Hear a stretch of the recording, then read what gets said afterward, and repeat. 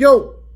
Here's another part of our continuing series we're calling Media Minutes, where we feature a news pro that shares a bit of what they do every day and how they interact with public safety in the field.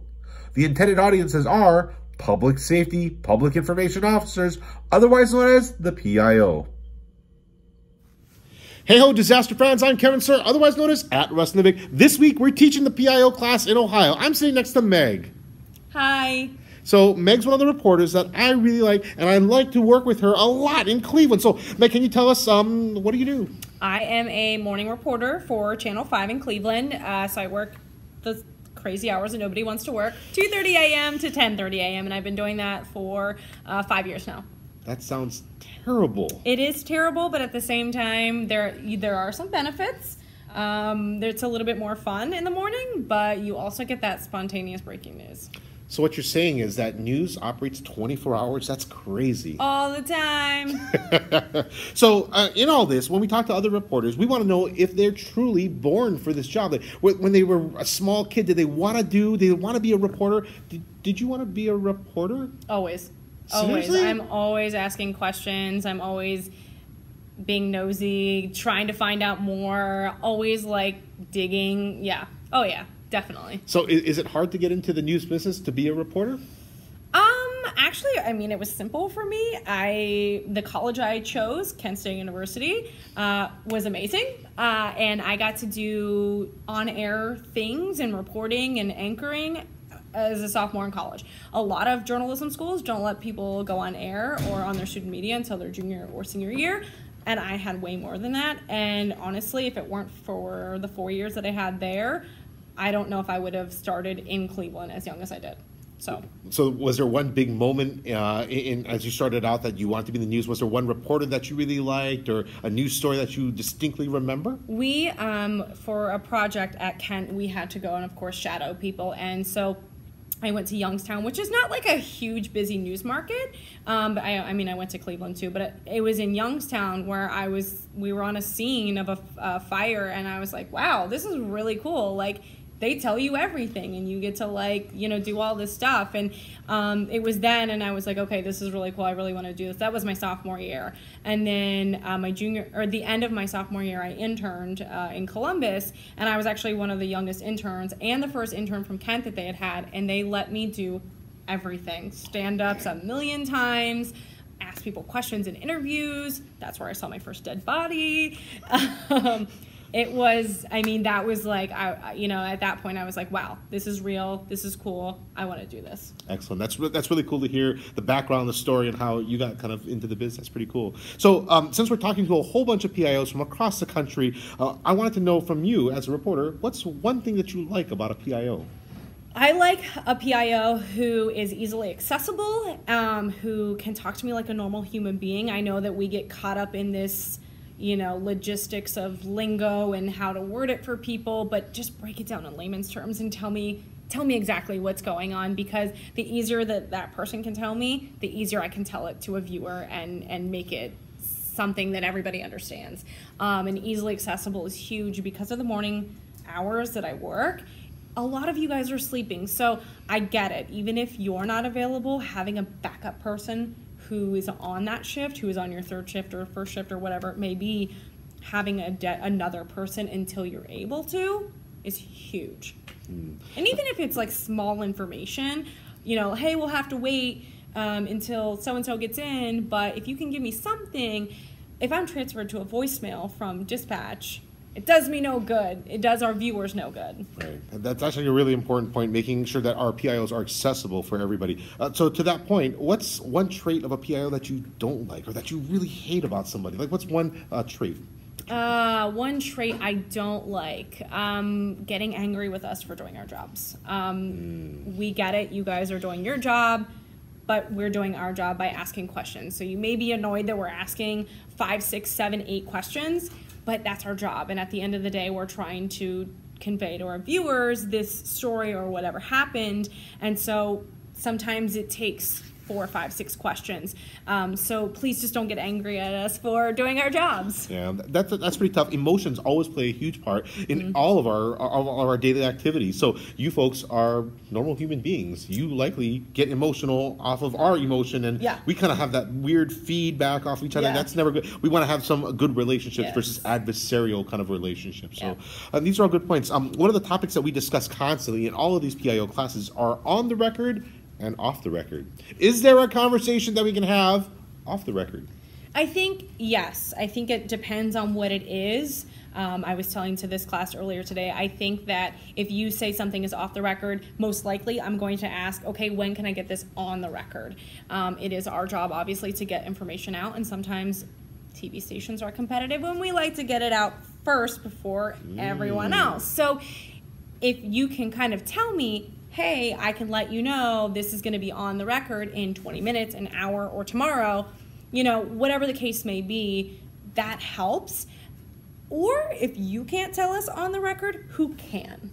If you can point us in another direction of someone else who can get this on the record, that's also super helpful. So you're going to continue to push for the off the record? Oh, I see. Okay. As a reporter, I'm always asking questions and trying to, and sometimes you're going to hit a dead end, and I'm going to say, okay, we have to walk away until tomorrow, but you know, we can get this on the record tomorrow. But I'm probably going to ask the question. Even if I get denied, that's fine. I've done my job by asking.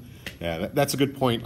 We always think that off the record or we'll tell you later, that's good enough. However, your job is to be inquisitive about things and to drive that story through to serve your communities across your area. So that is kind of interesting to see how those responses come through.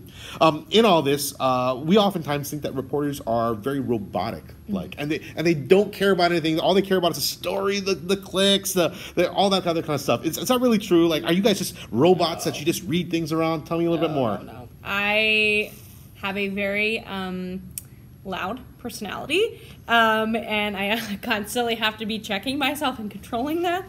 No, we very much like to show our personalities when we can, and even if it's a feel-good story, we can put our personalities into that story and help tell it a little bit better. Perfect. And when the camera's not rolling with a PIO, I'm 100% myself, because if you can see me for who I really am, you're probably going to trust me a little bit more. Like, totally not robotic. I mean, it might come off on TV as a little bit robotic.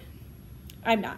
No. Meg does a really good job in sharing her blooper reel, by the way. If you haven't seen it, it's outstanding. It's great. She's a real reporter. I love seeing that kind of things because it's the same errors that we as PIOs often do. We have to do retakes and reshoots and all these different things. Like, real reporters actually do that kind of stuff as well. So it's kind of good to see that from our side. If you get a one take, that's a good day. A good day. That's a great day. So in all this, with all the questions from our class, we want to ask a whole rapid-fire series of questions with you and see how you would respond to them. It's kind of along the same lines of, like, are you a Star Wars or Star Trek fan? Are you a Star Wars or Star Trek fan? I mean, neither, but I guess I'll go with Star Wars. Oh, that seems Question like a mark? cop-out answer. Come on. Jeez, what is happening? All right, so the first question is email or tweet? Tweet. You like tweeting? Yes. Emails are too stodgy, too boring? Formal, boring, or I might not see it. Oh. We get so many emails a day, and it might get lost. Your tweet, I'm probably going to see. Okay. All right, so definitely a tweet. How about Facebook, MySpace, Friendster, AOL, Instant Messenger, or ICQ? Listen, I was an ICQ girl back in the day, so, I mean, I don't know if that shows my age or something, but I loved ICQ. Loved it. So ICQ is the way to go. All right, we'll contact you. We'll try to, is that even around anymore? I don't know. And you know what? For so many years, I remembered my number, my login number, because I memorized it from using it so many times. That's awesome. Oh, man. The kids only knew these days. Yes. All right. So a tweet versus a snap. Tweet for sure. You're not a Snapchatter? Snapchat, like many reporters, is my personal life only. Only my friends, only my family have my username, and it is 100% personal life. Dig it. You gotta have some cutoff there. I guess that kind of makes sense. And at least you have that delineation between the two. You're not kind of blending them together. Right. All right. So in that sense, DM or text message? Text. Not DM? No, because a DM, a text seems more personal because I know it's coming to me. I know you're sending it to me DM, and that's for me. But it just seems like, like a little bit more personal because it's like I have to go find that person's number. I don't know. I like it more. All right. So it seems like you want me to know more. Got it. So no DMing then. Got it. Emoji or meme or GIF? Ooh, GIF. You're a GIF girl? I'm a GIF girl. What's your favorite GIF? I want to know. I don't know. Mine varies on the situation. Yeah. I mean, there's a whole bunch of them that I like to use. My more favorite one, I believe, is Leslie Nielsen, and there's a gigantic building on fire, and the classic PIO is nothing to see here, to see here. Move along, kind of thing. There's a cartoon one where the cartoon character is like sitting in the middle, and like the entire building is on fire, and you're like, everything's fine, because that's news. The entire building's on fire. The start of every disaster rate. Everything's on fire. Everything's going to be fine. Don't worry. All right. Fine. Interesting GIF. All right. So, polished or gritty? I'd say gritty. You're gritty? You're gritty? What? Listen, I grew up in the country. I was a country girl.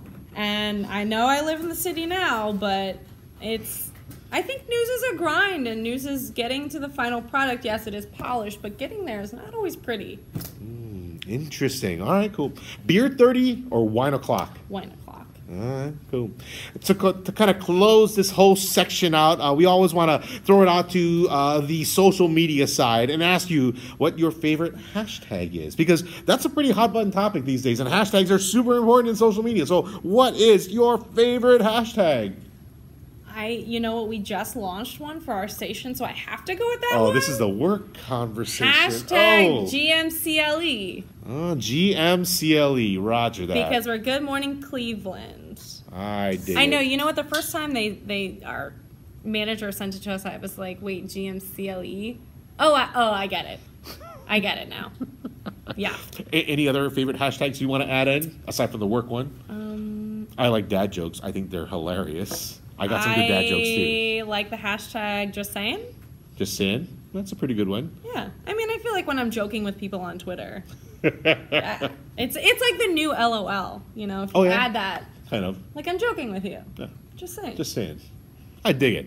All right, so in all of that, I want to thank Meg for coming out. If people want to follow you and your career and all of your reporting, the fun side, the blooper reel, all that cool stuff, where can they find you? On Twitter, at MegDShaw, or on Instagram, same thing, MegDShaw, and then on Facebook, just MegShaw. Wow, that's a lot. I want to thank you for coming out and hanging out with us for a little bit. That's all the questions we have for Megan. I want to tell all the PIOs out there, continue to do a good job, work hard, and work closely with your local media, because they are going to be there. After the big disasters, the small stuff, they are always going to be there. Having that tie into local reporters is super important, and we want to make sure that you have a great relationship. So continue the good work, keep up the good job, and we'll see you soon.